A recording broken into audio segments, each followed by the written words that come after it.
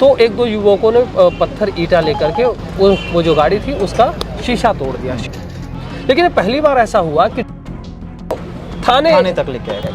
पथराव होना इसलिए भी लाजमी था क्योंकि जो आरोपी थे वो कल रात से पुलिस की हिरासत में थे। आपको ना जर्नलिज्म एथिक्स की जानकारियां होनी चाहिए कि आपके पास जर्नलिज्म एथिक्स क्या है। या तो पुलिस की कमजोरी है या फिर उस डॉक्टर की कमजोरी है जिसने पीएम किया। ये एक बड़ा मोहन नगर थाने में इस वक्त हम लोग मौजूद हैं और दुर्ग के उरला ओम नगर में जो कुछ घटना हुई है बच्ची के साथ उस पर बातचीत करने के लिए हमारे साथ वरिष्ठ पत्रकार हैं दुर्ग भिलाई के हितेश सर, और इस वक्त हमारे साथ मौजूद हैं जी न्यूज़ से हैं और लगातार ग्राउंड रिपोर्टिंग और बहुत अरसे से इन तमाम ऐसे क्षेत्रों में रिपोर्टिंग करते आए हैं और इनसे इनका एक्सपीरियंस के साथ साथ ये जो घटना है इस पर क्या कुछ ये कल से देख रहे हैं और कल से क्या कुछ हासिल हुआ है उसकी जानकारी लेंगे। सर, कल रात से आप लोग लगे हुए हैं और कल रात से ज़मीनी चीज़ों को देख रहे हैं। बच्ची के साथ जिस तरह से घटना हुई है अभी जाकर के क्लियर हुआ है, बताया जा रहा है। इस तरह के मामले आप लोग पहले भी टैकल करते आए हैं और अभी के मामले को लेकर के क्या कुछ आपके पॉइंट ऑफ व्यू से क्या कुछ निकल के आ रहे हैं निष्कर्ष? देखिए सीमान जी, लगभग मेरी 19 साल की पत्रकारिता में ऐसे कई केसेस हमने देखे हैं। सबसे बड़ी बात यह है कि मोहन नगर का वो जो इलाका है, मोहन नगर थाना क्षेत्र के अंतर्गत वो जो इलाका आता है वो बड़ा सेंसिटिव इलाका है, संवेदनशील इलाका हम उसे बोल सकते हैं। पहले भी 2-3 बार इस तरह के हत्याकांड वहाँ हो चुके हैं और कुछ लोगों ने ऐसे अंजाम भी दिया है। क्योंकि देखिए वो एक ऐसा इलाका है जो पटरी से बिल्कुल लगा हुआ है और नशे का जो सामान है वहाँ बहुत आसानी से उपलब्ध है। तो ये बिल्कुल स्पष्ट तौर से कहा जा सकता है कि नशे के आदी लोग ही इस तरह की हरकत जो है वहाँ करते हैं। अब सबसे बड़ी बात यह है कि कल रामनवमी का दिन था और वो जो इलाका है वहाँ लगभग 250 से 300 घर एक साथ है उस कॉलोनी में, जहाँ इंदिरा आवास, अटल आवास जैसे इलाके हैं, स्लम एरिया है, मजदूर वर्ग के लोग ज़्यादा रहते हैं। तो वहाँ पर 250 से 300 घर है और हर व्यक्ति रामनवमी पे या अष्टमी पे, दुर्गा अष्टमी पे भोजन कन्याओं को कन्या भोज करवाता है। तो सुबह उसके परिजनों से जब हमारी बात हुई तब ये बताया उन्होंने कल सुबह 10 बजे के लगभग बाकायदा बच्ची है, उसका बदला हुआ नाम हम बबली बोल सकते हैं उसे। तो बबली को उसकी जो मम्मी थी उसने बाकायदा तैयार कराने के बाद उसे चूँकि एक बच्चों का एक ग्रुप होता है, जब कभी भी ऐसा अष्टमी नवमी का जब वो कन्या भोज के लिए आते हैं तो ग्रुप के साथ बच्ची चले गई। लगभग शाम को 4, साढ़े 4, 5 बजे तक जब बच्ची घर नहीं पहुंची तो घर वालों को ऐसा लगा कि शायद वो उस इलाके में होगी और वहीं पर वो कहीं कन्या भोज कर रही होगी। लेकिन जब 6-7 बज गई, 6, साढ़े 6 बजे तक भी जब बच्ची घर नहीं पहुंची तब फिर इसके बाद में बवाल शुरू हुआ। बवाल ये शुरू हुआ कि बच्ची आखिर गई कहाँ।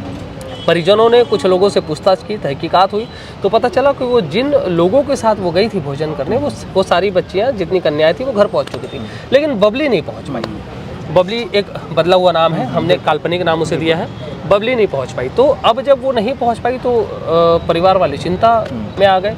आसपास पतासाची की गई और बाकायदा थाने में एक सूचना दी गई। जैसा परिजनों ने बताया, फ़ोन पे एक सूचना दी गई, इस तरीके की बात है। उसके बाद लेकिन फिर अचानक देर रात होते होते ये पता चला कि कार के अंदर एक कार है, टाटा जेस्ट कार थी ये, जो कि घर के ही पास खड़ी थी और गाड़ी के अंदर में, जैसे आप भी ये देखे होंगे, साइंटिफिक रीज़न ये होता है कि जब बहुत देर तक कार के दरवाजे बंद रहते हैं तो भाप गाड़ी में अंदर जम जाता है। और खासकर वो तब होता है जब कोई व्यक्ति अंदर हो और सांस ले रहा हो। तो भाप जैसा जो गाड़ी में जम गई, तब कुछ लोगों ने देखा कि गाड़ी में भाप कैसे जमे। तो एक दो युवकों ने पत्थर ईंटा लेकर के वो जो गाड़ी थी उसका शीशा तोड़ दिया। शीशा तोड़ने पर यह पता चला कि पीछे की जो सीट थी जहां हम पैर रखते हैं, जो पीछे बैठते हैं, तो वहां पर बच्ची का पड़ा हुआ था नीचे में। तत्काल उसे निकाला गया, ऑटो में रखा गया और दूसरी तरफ पुलिस को सूचना दी गई और परिजन जो थे वो लेकर के उसे जिला अस्पताल पहुंचे। जिला अस्पताल पहुंचने पे डॉक्टर ने उसे मृत घोषित कर दिया। उसके बाद फिर बवाल शुरू होता है, कहानी अब शुरू होती है। उसके बाद तत्काल जो है लोग वहाँ पर इकट्ठा हुए, नारेबाजियाँ हुई पुलिस प्रशासन के खिलाफ, जिला प्रशासन के खिलाफ। लोगों ने जितना आक्रोश था वो आक्रोश निकाला। अब इस पूरे मामले पर जो बच्ची का जो शव था उसे तत्काल मर्चुरी में रखवा दिया गया, लेकिन उसके घर के पास जो आसपास जो लोग थे वो आक्रोशित थे, जिसके बाद में फिर सुबह तत्काल वहाँ पर एक पुलिस बल लगा दिया गया और पूरे इलाके को जो है छावनी में तब्दील कर दिया गया। फिर उसके बाद आज सुबह से फिर एक जो बवाल शुरू हुआ, बवाल ये शुरू हुआ कि लगभग 9:30 बजे के लगभग दुर्ग शहर की महापौर है अलका बागमर, वे भी वहाँ पहुँची थी। उन्होंने भी जो अपनी संवेदनाएं प्रकट की। और एक बात ये भी सामने आ रही है कि संभवतः ये हो सकता है यदि मान लीजिए उस जो आरोपी है उसके घर की अगर बिल्डिंग परमिशन नहीं होगी, क्योंकि उस इलाके में अधिकतर घर जो है वो अवैध है और अतिक्रमण के साथ बने हैं। तो एक बात ये भी सामने आई चर्चाओं के दौरान, हमें ये सूचना मिली अपने सूत्रों से कि यदि आरोपी के घर की बिल्डिंग परमिशन नहीं होगी तो उसके घर पे बुलडोजर भी चलाए जा सकते हैं। बुलडोजर एक्शन जैसा कि यूपी और एमपी में हमने देखा है कि ऐसे इस तरीके के जो आरोपी होते हैं उनके यहाँ बुलडोजर एक्शन सरकारें लेती है। तो शायद ये संभावना है कि ये हो सकता है, लेकिन अभी कहीं ना कहीं उसका जो घर है उसका सीमांकन होगा और पूरा जो उसका वो नापजोक करने के बाद यदि कुछ अवैध मिला या अतिक्रमण की जमीन में, नजूल की जमीन पे घर बनाया गया तो उसके खिलाफ एक्शन होगा। ये आने वाले समय में संभावनाएं देखी जा सकती है।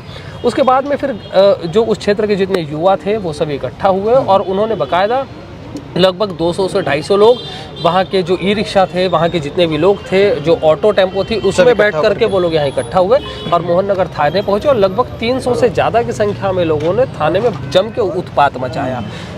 सामने थाने के सड़क है उस पर चक्का जाम किया, चक्का जाम करने के साथ साथ उत्पात मचाया और उत्पात मचाने के साथ साथ पुलिस प्रशासन मुर्दाबाद के नारे लगाए गए।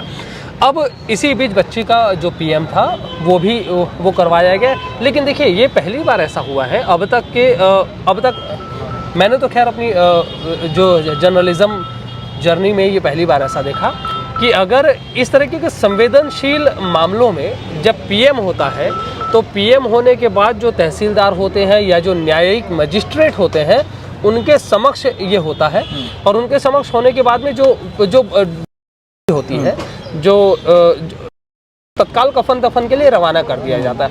लेकिन पहली बार ऐसा हुआ कि थाने तक ले आया गया। अब इसमें कमजोरी किसकी है? या तो पुलिस की कमजोरी है या फिर उस डॉक्टर की कमजोरी है जिसने पीएम किया। ये एक बड़ा सवाल है कि आखिर पीएम होने के बाद तत्काल कफन दफन के लिए या मुक्तिधाम भेजा जाता है, बॉडी वहां से यहाँ आ गई। यहाँ आने के बाद फिर जो परिजन थे, जो उसकी माँ थी बच्चे की, उसने बहुत गुहार लगाई और कहा कि भाई जो आरोपी है उन्हें सजा मिलनी चाहिए। भावुकता के साथ आक्रोश भी दिखा, पथराव भी हुआ। जी बिल्कुल, देखिए पथराव होना इसलिए भी लाजमी था क्योंकि जो आरोपी थे वो कल रात से पुलिस की हिरासत में थे। पुलिस ने हिरासत में ले लिया, पूछताछ चल रही थी।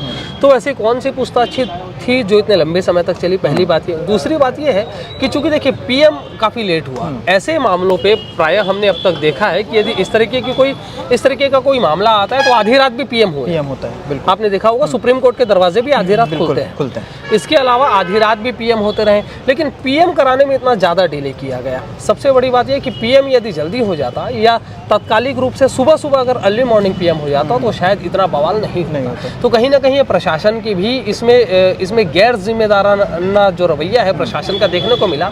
अर्ली मॉर्निंग पीएम होता तो इतना बवाल नहीं होता। पीएम की रिपोर्ट आने के बाद और बवाल हुआ, पथराव हुआ। कम से कम 150 से 200 की संख्या में पुलिस बल यहाँ तैनात हुआ और पूरा जो शहर है वो इकट्ठा हो गया था। लोगों के मन में ये बात थी कि कहीं ना कहीं इतनी छोटी बच्ची के साथ यदि इस तरीके की दुस्साहस किया गया है, इस तरीके का या इस तरीके की इतनी असंवेदनशील घटनाएं हुई हैं, तो उसको लेकर के पुलिस प्रशासन को कड़ा एक्शन लेना चाहिए। ये घटना जो हुई है, ये एक चीज़ तो ये भी है। दूसरी चीज़ एक और मैं ग्राउंड रिपोर्ट पे बता दूं आपको कि हम लोग खबर कवर करते हैं। बेसिकली हम लोग यूट्यूब से रिलेटेड हैं और जिनसे मैं बात कर रहा हूँ वो अरसे से बड़ी न्यूज़ चैनल से जुड़े हुए हैं, बड़ी संस्था से जुड़े हुए हैं। तो इन्होंने तमाम ज़मीनी हकीकत देखी। दूसरी चीज़ यूट्यूब में ऐसे भी कुछ लोग हैं जिनको शब्द को लेकर के बड़ी एक संवेदनशील अगर कोई चीज़ें हैं तो शब्द का बड़ा बिल्कुल देखिए, आपको ना जर्नलिज्म एथिक्स की जानकारियां होनी चाहिए कि आपके पास जर्नलिज्म एथिक्स क्या है। वर्तमान में देखिए स्वतंत्र देश के स्वतंत्र नागरिक हैं, हर कोई जो है इन दिनों जर्नलिज्म कर रहा है। अच्छी बात है, होना चाहिए। हमारी हमारा जो कुनबा है वो बढ़ रहा है, हमें खुशी होती है। लेकिन ऐसे मामलों पर खास करके शब्दों का चयन बहुत सोच समझकर करना चाहिए, क्योंकि अभी जितने नए नवेले पत्रकार हैं वो पत्रकारिता की पढ़ाई उन्होंने कभी नहीं की, पत्रकारिता के बारे में उन्हें नहीं पता है। तो कई बार ऐसा होता है कि ऐसे कुछ शब्द वो कह जाते हैं जिससे अर्थ का अनर्थ हो जाता है। तो उन्हें पहले तो इन सब मामलों पे पहले समझना चाहिए। जैसे कई लोगों को हमने देखा, सुप्रीम कोर्ट की गाइडलाइन है बाकायदा कि आप जो विक्टिम है उसका नाम नहीं ले सकते, आप उसका चेहरा नहीं दिखा सकते, आप उसके परिजनों का चेहरा नहीं दिखा सकते। लेकिन कई यूट्यूबर्स जो थे उन्होंने क्या किया, विक्टिम का नाम भी लिया, जो मृतक बच्ची थी उसका नाम लिया गया, बाकायदा परिजनों के चेहरे दिखाए गए। तो ऐसी स्थिति में कम से कम चेहरे ब्लर कर दिए जाए, क्योंकि देखिए पहचान जो है वो धीरे धीरे होती है, छुपती नहीं है। लेकिन ऐसे मामलों पर पहचान बहुत ज़्यादा आम नहीं होनी चाहिए। और ऐसे संवेदनशील मामलों पे जब आप किसी प्रकार का कोई न्यूज़ कवर करें तो आपको ये ध्यान रखना चाहिए। और मैं केपी न्यूज़ को बहुत बधाई दूंगा। आप कल रात से हमारे साथ डटे हुए थे, हमने भी आपको देखा, सचिन भी हमारे साथ लगे हुए थे, आपकी जो ईशा थी वो भी आई थी, हमने देखा लगातार आप लोग डटे हुए थे। और आप लोगों ने की अच्छी बात ये रही कि आप लोगों ने बहुत सधे हुए शब्दों का प्रयोग किया, बहुत अच्छा जो आप लोगों ने कवरेज भी किया और सधे हुए शब्दों का प्रयोग किया और संवैधानिक और लोकतांत्रिक शब्दों का आपने प्रयोग किया। सीमांत जी की पूरी टीम, केपी न्यूज़ की पूरी टीम इसके लिए बधाई की पात्र है। बहुत बहुत शुक्रिया सर। और ये भी क्लियर हो गया है जिस तरह से चीज़ें आई हैं, तो सारी चीज़ें क्लियर हो गई हैं। आगे क्या कुछ अपडेट आएगा, इस तरह के मामले जो आएंगे अपडेट के साथ हम आपको दिखाते रहेंगे। साथ ही साथ इस तरह की बातचीत, इनके एक्सपीरियंस भी हम आप तक शेयर करते रहेंगे। शुक्रिया।